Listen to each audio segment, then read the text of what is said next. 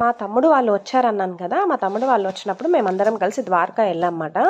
సూరత్ నుంచి 1 night journey ద్వారకాకి వెళ్ళడానికి. మార్నింగే ద్వారకాలో దిగిపోయాక ఆ రోజు అక్కడ ఉన్న ప్లేసెస్ అన్నీ కవర్ చేసాము. నెక్స్ట్ డే మార్నింగ్ కూడా చూసుకుని నెక్స్ట్ డే ఈవినింగ్కి సోమనాథ్ వెళ్ళిపోయాము.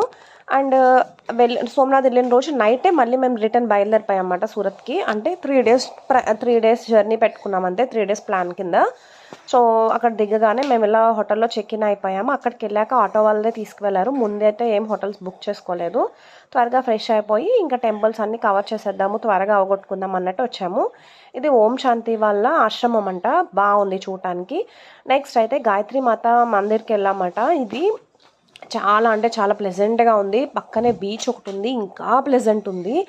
అండ్ ఈ గాయత్రి మాత టెంపుల్ పక్కనే ఒక ట్రస్ట్ ఉంది, ట్రస్ట్ వాళ్ళది రూమ్స్ ఉన్నాయి. అవైతే చాలా బాగుంది, వ్యూ కూడా చాలా బాగుంది అక్కడి నుంచి. ఇంతేనండి ఈ వీడియో.